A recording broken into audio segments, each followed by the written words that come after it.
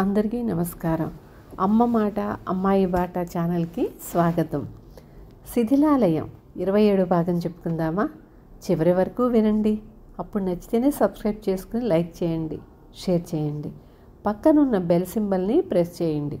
నేను చేసే కొత్త వీడియోస్ మీకు నోటిఫికేషన్స్ వస్తాయి. మొదలు పెట్టుకుందామా? విక్రమకేసరి వదిలిన బాణాలు శిథిలాలయ పూజారి కాదు కదా, అతడున్న పడవకు కూడా తగలలేదు. జలజంతువు కదలిక వల్ల లేచే నీటి అలల మీద పూజారి పడవలు అటూ ఇటూ ఒరుగుతూ చాలా వేగంగా కొట్టుకుపోతున్నాయి. జలజంతువు తానంతకు ముందు పట్టుకు తిన్న వాడితో కాస్త తృప్తి పడినట్లు పడవలను లోగడంత వేగంగా తరమటం లేదు. 1-2 నిమిషాలు గడిచాయి. జలజంతువు నీటిలో ఉన్న చోటునే ఆగి మెడ అటూ ఇటూ తిప్పి ఓసారి చుట్టూ కలయ చూసింది. ఆ భయంకర జంతువు దృష్టి తమ మీద పడుతుందేమో అన్న భయంతో సికిముకి అతడి అనుచరులు దాపులనున్న రెల్లు పొదల చాటుకు తప్పుకున్నారు. ఎర్రగండు మొరగకుండా సికిముకి దాని తల నిమరసాగాడు. అతడికి జలజంతువు తమను పట్టుకుని కబళిస్తుందన్న భయం కన్నా ఒడ్డున ఉన్న తమ పడవల్ని నీట ముంచుతుందేమో అన్న భయం అధికంగా ఉంది. అలా జరిగితే తాము ఈ నిర్జనమైన లంక మీద చిక్కుకుపోతారు. చూస్తూ ఉండగానే శిథిలాలయ పూజారి ఉన్న పడవలు లంక మలుపు తిరిగి కనపడకుండా పోయాయి. జలజంతువు తృప్తిగా ఒళ్ళు విరుచుకుంటున్నట్లు నీటిలో అటూ ఇటూ కాసేపు పొర్లి లేచి తల మాత్రం నీటి బయటకు పెట్టి దూరంగా ఉన్న మరో చిన్న లంకకేసి బయలుదేరింది. అది కనపడకుండా పోయే వరకు ఆగి సికిముకి వాళ్ళు దాగిన చోటు నుంచి బయటకు వచ్చి తిరిగి తమ పడవల మీదకు వెళ్ళారు. తమ ప్రయాణం జంతువు వెళ్ళిన దిక్కు కాకపోవడం వాళ్లకు కొంత ధైర్యాన్నిచ్చింది.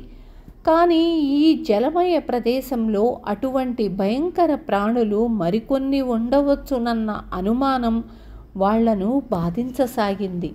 వీటన్నింటికి తోడు శిథిలాలయ పూజారి తమ ప్రయాణాన్ని ముందుగానే పసిగట్టడం అన్నింటినీ మించిన సంకటాన్ని తెచ్చిపెట్టవచ్చు. పడవలు 2 కదలబోయే సమయంలో సికిముకి అందరికీ వినపడే పెద్ద గొంతుతో వృశ్చిక లంకకు వెళ్ళాలనే ప్రయత్నంలో ఉన్న సాధక బాధలు ఈసరికి అందరికీ తెలిసి వచ్చాయి అనుకుంటాను. నేను కేసరి ఏ పరిస్థితుల్లోనూ అక్కడికి వెళ్ళక తప్పదు. కానీ మిగతా వాళ్ళెవరైనా ఇక్కడ దిగబడిపోదలిస్తే నాకు అభ్యంతరం లేదు.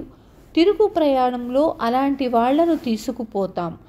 ఈ లోపల వాళ్లకు అవసరమైన ఆహార పదార్థాలు ఈ లంకలో వదులుతాం అన్నాడు.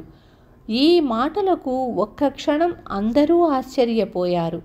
నాంగ్సోమ్, అజిత వీరభద్రులతో పాటు కుంటి జాంగ్లా కూడా ఎన్ని కష్టాలు ఎదుర్కోవలసి వచ్చినా వృశ్చిక లంకకు వెళ్ళి తీరవలసిందే అన్నాడు. శిథిలాలయ పూజారి అంతం చూడవలసి ఉన్నదని కనుక తాను ఒంటరిగానైనా సరే వృశ్చిక లంకకు వెళ్ళక తప్పదని అన్నాడు జాంగ్లా. తన అనుచరుల ధైర్యాన్ని, పట్టుదలను, విశ్వాసాన్ని సికిముకి, విక్రమకేసరులు మెచ్చుకున్నారు. పడవలు కదిలాయి. గాలి అనుకూలంగా ఉండటంతో తెరచాపలు ఎత్తారు. తమకన్నా ముందు లంక మలుపు తిరిగిపోయిన పూజారి వాళ్ల పడవల కోసం అందరూ జాగ్రత్తగా చుట్టుపక్కల ప్రదేశాన్ని పరీక్షించసాగారు. కానీ సూర్యాస్తమయం అవుతున్నా వాళ్లకు పూజారి పడవలు ఎక్కడా తారసపడలేదు.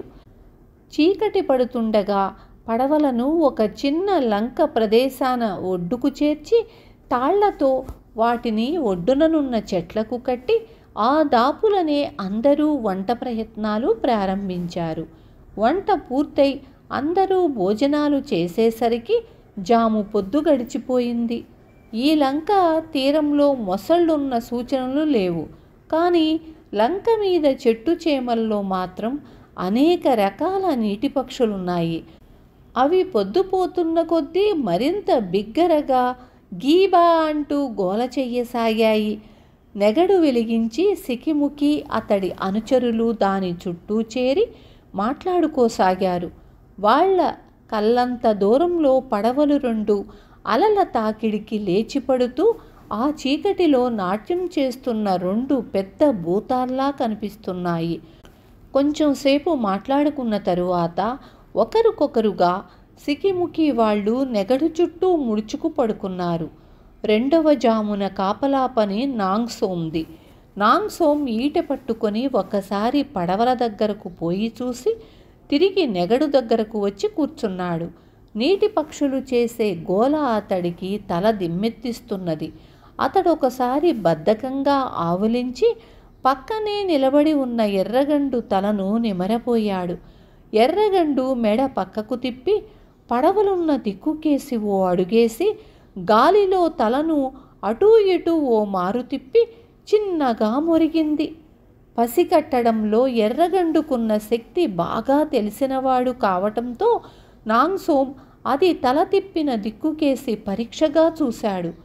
పడవల్లో ఒకటి ఓ క్షణకాలం పక్కకు ఒరిగి రెండవ దాన్నుంచి కొంచెం దూరం కదిలినట్టు అతడికి తోచింది. నాంగ్సోమ్ ఎర్రగండు మొరగకుండా దాని తల నిమిరి ఈటెను గట్టిగా గుప్పెట బిగించి నేల మీద వంగి నడుస్తూ పడవల దగ్గరకు వెళ్ళాడు. అతడింతకు ముందు చూసినట్లు ఒక పడవ రెండవ దానికి భిన్నంగా నీటి మీద ఉండి ఉండి చప్పున ఒక పక్కకు ఒరిగి మళ్ళీ యథాప్రకారం నిలబడుతున్నది. పడవ కింద ఏవో మొసళ్ళు చేరి పోట్లాడుకుంటున్నవేమో అన్న అనుమానం నాంగ్సోమ్కి కలిగింది. కానీ పరీక్షగా చూడగా అక్కడ నీటిలో పెద్ద కదలిక ఏమీ అతడికి కనిపించలేదు. దానితో అతడికి శత్రువెవరో పడవ కింద దాగి ఉండి పడుకుని చిల్లి పొడవడమో లేక దొంగిలించుకుపోవాలనే ప్రయత్నమో చేస్తున్నాడన్న అనుమానం గట్టిగా కలిగింది. నాంగ్సోమ్ ఎర్రగండును నీటి ఒడ్డునే ఉంచి నిశ్శబ్దంగా నీటిలో దిగి పడవను చేరి దానిమీద ఎక్కి నిలబడ్డాడు. ఆ సమయంలో పడవ కొంచెంగా అటూ ఇటూ ఒరిగింది. వెంటనే దాని అడుగు నుంచి ఒక నల్లని ఆకారం చప్పున నీటి మీదకు తేలింది. గుడ్డి వెన్నెల్లో ఒకరినొకరు గుర్తించారు. కన్ను మూసి తెరిచేంతలో నాంగ్సోమ్ చేతిలోని ఈటెను బలంగా ఆ నల్లని ఆకారం కేసి విసిరాడు. అదే సమయంలో నీటిలో ఉన్నవాడు చప్పున ఈటెను నాంగ్సోమ్ మీదకు ప్రయోగించాడు. ఆ ఈటె పడవ అంచును తాకటం, నాంగ్సోమ్ ఈటె దూసుకొచ్చి వాడి వెన్నులో దిగబడటం ఒకేసారి జరిగిపోయింది. నీటిలో ఉన్నవాడు ఒక్క చావుకేక పెట్టాడు. వెంటనే నాంగ్సోమ్ నీటిలోకి దూకి వాణ్ణి చేతులతో బలంగా పట్టుకొని ఒడ్డుకేసి ఈడ్చుతూ పెద్ద గొంతుతో శత్రువులు శత్రువులని పెద్ద కేకలు పెట్టసాగాడు. ఆ కేకలు వింటూనే సికిముకి వాళ్ళు అదురుకుంటూ నిద్రలు లేచి నాంగ్సోమ్ ఉన్న చోటుకు పరిగెత్తుకొచ్చారు. ఆ సరికి నాంగ్సోమ్ గాయపడిన వాడిని బాగా ఒడ్డు మీదకు ఈడ్చుకువచ్చాడు. వాడి వెన్నులో దిగిన ఈటె అలాగే దిగబడి ఉంది. వాడు బాధతో ఆయాసపడుతున్నాడు. అజితుడి చేతిలో ఉన్న కాగడా తీసుకొని దాన్ని కాంతిలో సికిముకి వాడి ముఖం పరీక్షించి చూశాడు. వాడు మరెవరో కాదు, తిమ్మగూడెం ప్రాంతాల గల అడవుల్లో దొంగలా బతికే ముఠాలోని వాడు. ఆ ముఠా వాళ్ళు 2-3 శిథిలాలయ పూజారి బంట్లుగా గోల్బరా వచ్చారన్నమాట. నాంగ్సోమ్ సికిముకికి జరిగిందంతా 1-2 మాటల్లో టూకీగా చెప్పేశాడు. సికిముకి దొంగతో, నువ్వు చేసిన దురంతాలకు తగిన చావే నీకెదురయ్యింది. నీ వెన్నులో దిగబడి ఉన్న ఈటెను లాగేయించుతాను, కానీ వెంటనే చస్తావు. చచ్చే ముందు ఒక్క మాట చెప్పు. మా పడవలకు అడుగున చిల్లులు పొడిచి ముంచాలనే కదా నువ్వు వచ్చింది? పూజారి ఏ లంకలో దిగాడు అని ప్రశ్నించాడు. దొంగ ఓసారి మూలిగి మొదటి ప్రశ్నకు అవునన్నట్లు తల ఊపి అక్కడికి దాపులనే ఉన్న మరొక లంకకేసి బాధగా చెయ్యెత్తి చూపాడు. ఆ వెంటనే సికిముకి నాంగ్సోమును ఈటె లాగివేయమన్నాడు. నాంగ్సోమ్ ఈటెను వెన్నులో నుంచి బయటకు గుంజగానే దొంగ కిలకిలా ఓ క్షణకాలం పాటు తన్నుకొని కొయ్య దొంగల నిగడదన్నుకుపోయాడు. సికి, ఆ పూజారి వెధవ లోగడ మనను అరణ్యంలోన వెన్నంటి గోల్బరా వచ్చినట్లే ఇప్పుడు వృశ్చికలంకకు కూడా మన వెనుకనే వస్తున్నాడు అన్నాడు విక్రమకేసరి. వాడు ఊరికే రావటం లేదు, దారిలోనే మనను నాశనం చెయ్యాలని చూస్తున్నాడు. మన పడవల్ని నీట ముంచితే మనం ఈ దిక్కుమాలిన లంక మీద ఆకలికి అలమటించి చస్తామని వాడి ఆశ. ఏమైనా ఇక ముందు మనం పడవల విషయంలో మరింత గట్టి కాపలా ఏర్పాటు చేసుకోవడం క్షేమం అన్నాడు సిక్కిముకి. నాంగ్సోమ్ ఆ చీకట్లోనే శిథిలాలయ పూజారి దిగిన లంకకు పోయి వాడిని హతమార్చటం బావుంటుందని సలహా ఇచ్చాడు. కానీ అది కేవలం దుస్సాహసమవుతుందని, ఏ చెట్టుచాటునూ ఉండి వాడు వాడి అనుచరులు తమ మీద దొంగ దెబ్బ తీయగలరని సికిముకి చెప్పి ఆ ఆలోచనను వ్యతిరేకించాడు. ఆ రాత్రి మరే అవాంతరము లేకుండా తెల్లవారిపోయింది. సికిముకి అతడి అనుచరులు పడవలను సిద్ధం చేసి ముందుగా దొంగ చెప్పిన లంకను సమీపించి జాగ్రత్తగా దాని మీద దిగారు. వాళ్ళు ఎంతో వెతకగా ఒకచోట రాత్రి పూజారి ముఠా వాళ్ళు వేసుకున్న నెగడు గుర్తులు మాత్రం కనిపించాయి. వాళ్ళు ఏ తెల్లవారుజామునో లంక వదిలిపోయారు. తరువాత 4 రోజుల పాటు వాళ్ళు చిన్న పెద్ద లంకల పక్కగా ప్రయాణం చేసి 5వ నాటి సంధ్యా సమయానికి ఎత్తైన కొండలతో మహావృక్షాలతో ఉన్న ఒక పెద్ద లంకను చూశారు. ఈ మధ్యకాలంలో వాళ్లకు శిథిలాలయ పూజారి ఉన్న పడవలు ఎక్కడా కనపడలేదు. తాను తన జాతి ఇబ్యు పెద్దల ద్వారా విన్న వృశ్చికలంక ఇదేనని నాంగ్సోమ్ గుర్తించాడు. అతడు ఇదే వృశ్చికలంక అని సికిముకి విక్రమకేసరులతో చెప్పగానే వాళ్ళు ఎక్కడలేని సంతోషంతో పడవలను తీరానికి నడపమన్నారు. కొద్దిసేపటి తరువాత పడవలు 2 తీరాన్ని చేరాయి. అందరూ పడవల్లో నుంచి ఒడ్డుకు దిగారు.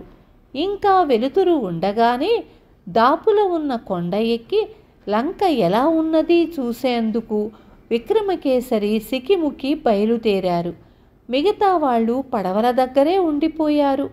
వాళ్ళిద్దరూ కొండ పైభాగం చేరి దూరంగా లంకలో అంతకన్నా చాలా ఎత్తుగా ఉన్న మరికొన్ని కొండలకేసి కొంచెం సేపు చూసి వెనుతిరగబోయేంతలో వాళ్ల దృష్టి దిగువనున్న చిన్న గుట్ట మీద పడింది.